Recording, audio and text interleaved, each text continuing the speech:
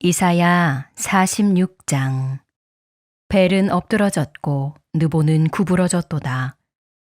그들의 우상들은 짐승과 가축에게 실렸으니 너희가 떠매고 다니던 그것들이 피곤한 짐승의 무거운 짐이 되었도다. 그들은 구부러졌고 그들은 일제히 엎드러졌으므로 그 짐을 구하여 내지 못하고 자기들도 잡혀갔느니라. 야곱의 집이여, 이스라엘 집에 남은 모든 자여, 내게 들을지어다. 배에서 태어남으로부터 내게 안겼고 태에서 남으로부터 내게 업힌 너희여, 너희가 노년에 이르기까지 내가 그리하겠고 백발이 되기까지 내가 너희를 품을 것이라. 내가 지었은즉 내가 업을 것이요 내가 품고 구하여 내리라. 너희가 나를 누구에게 비기며 누구와 짝하며 누구와 비교하여 서로 같다 하겠느냐. 사람들이 주머니에서 금을 쏟아내며 은을 저울에 달아 도금장애에게 주고 그것으로 신을 만들게 하고 그것에게 엎드려 경배하며 그것을 들어 어깨에 메어다가 그의 처소에 두면 그것이 서 있고 거기에서 능히 움직이지 못하며 그에게 부르짖어도 능히 응답하지 못하며 고난에서 구하여 내지도 못하느니라. 너희 패역한 자들아, 이 일을 기억하고 장부가 되라. 이 일을 마음에 두라. 너희는 옛 정리를 기억하라. 나는 하나님이라. 나 외에 다른 이가 없느니라. 나는 하나님이라. 나 같은 이가 없느니라.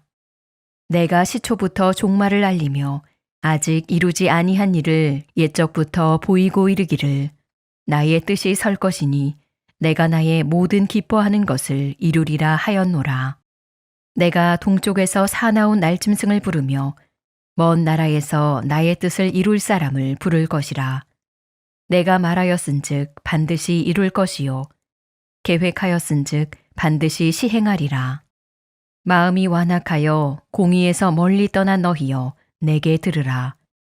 내가 나의 공의를 가깝게 할 것인즉 그것이 멀지 아니하나니 나의 구원이 지체하지 아니할 것이라. 내가 나의 영광인 이스라엘을 위하여 구원을 시온에 베풀리라. 오늘은 업혀가는 인생이라는 제목으로 함께 말씀을 나누고자 합니다. 인생은 태어날 때부터 엄마 품에 안깁니다. 엄마에게 업혀 사는 것이죠. 인생을 그렇게 시작합니다. 스스로 걸어 다닐 수 있지 않습니다. 나이가 들면 어떤가? 오늘 말씀처럼 백발이 성성하고 노년이 되었을 때는 어떤가? 그때도 업혀 삽니다. 자녀들에게 너무 이제 힘이 없으면은 업혀서 사는 것이지요.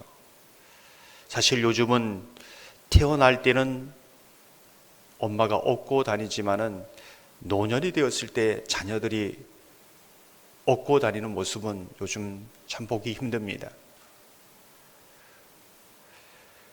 그런데 인생을 살다 보면 다 큰 아들이 어떻게 보면 아주 젊은 아들이 부모에게 업히는 그 경우를 종종 봅니다.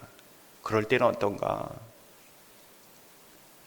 그 자녀가 뛰어다니고 힘도 장성하지만은 병이 들었을 때에, 자기 힘으로 걸을 힘이 없을 때에, 정말 약할 때, 그때 비록 자녀가 젊었어도 부모가 없는 경우도 있습니다. 그렇게 보면은 인생은 업힌 인생이다. 업혀가는 인생이다. 이렇게 볼 수 있는 것이지요. 오늘 보면 우리 하나님은 어떤 분이신가? 너희가 태어날 때부터 내가 너를 업고 그렇게 다녔다. 뿐만 아니라 백발이 성성했을 때에도 내가 너희를 업고 다녔다. 심지어 젊을 때에 힘이 있다 할지라도 넘어지고 병이 들고 걸을 힘이 없을 때 그때도 내가 너희를 업고 다녔다. 그렇게 하나님께서 오늘 이스라엘 백성들에게 또한 저와 여러분에게 말씀하고 있는 것이지요. 이렇게 너희를 평생 태어날 때부터 백발이 성성할 때까지, 아니 병들었을 때 힘없을 때에 업고 다닌 그러한 신이 있느냐 질문하는 것이지요. 3절 4절을 보면 이렇게 말씀합니다. 야곱의 집이여 이스라엘 집에 남은 모든 자여 내게 들을지어다. 배에서 태어나므로부터 내게 안겼고 태에서 나무로부터 내게 업힌 너희여, 너희가 노년에 이르기까지 내가 그리하겠고 백발이 되기까지 내가 너를 품을 것이라. 내가 지었은즉 내가 업을 것이요 내가 품고 구하여 내리라. 하나님께서는 우리를 태어날 때 또 늙을 때에도 우리를 업혀서 그렇게 키우고 또 인도했다. 누가 지금 보아라 업어주냐?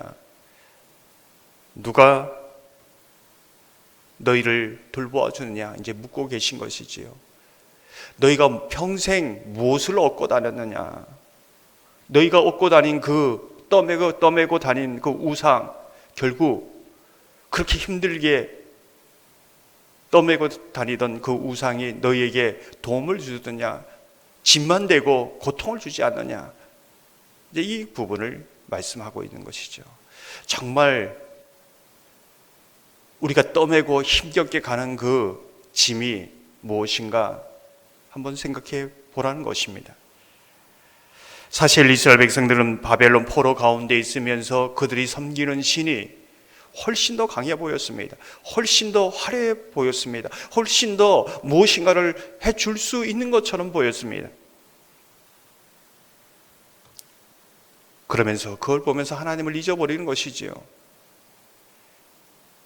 그래서 하나님께서는 반복적으로 다시 한번 기억해봐라. 누가 너를 업어줬느냐? 다시 한번 기억해라. 8절을 보면 기억하고 9절을 보면 기억하라 이렇게 말씀하고 있습니다. 11절 후반절과 12절을 보면은 내가 말하였은즉 반드시 이룰 것이요 계획하였은즉 반드시 시행하리라. 마음이 완악하여 공의에서 멀리 떠난 너희여 내게 들으라. 하나님의 말씀을 들으면 기억할 수 있고 기억할 수 있는 자는 하나님이 언제나 힘이 있을 때나 없을 때나 나를 업어주신 분은 하나님이시구나. 평생 나를 책임져 주실 분은, 업고 다니실 분은 하나님이시구나.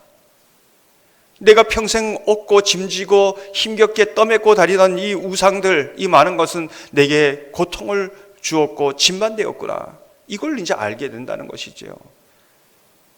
화려한 눈에 보이는 이 세상을 바라보지 말고 말씀을 들으면서 하나님이 어떤 분인가 생각하라는 것입니다. 2절을 보면 이렇게 말씀합니다. 그들은 구부러졌고 그들은 일제히 엎드려졌으므로 그 짐을 구하여 내지 못하고 자기들도 잡혀갔느니라. 하나님은 계획한 것을 이루는 분이다. 그 계획한 부분이 이 사이에 너희가 바벨론 포로 가운데 있을 수도 있고 고난 가운데 있지만 하나님은 이 말씀을 이루어가고 있는 것이다. 자네들을 위하여. 그것을 기억하고 평생 업어주시는 하나님, 우리가 업힌 인생, 그 하나님께, 그 하나님의 품에 의지하여서 나아가라 이렇게 말씀하고 있는 것이지요. 오늘도 평생 우리를 업어주시고 업힌 인생으로 사는 저와 여러분이 주님밖에 없습니다.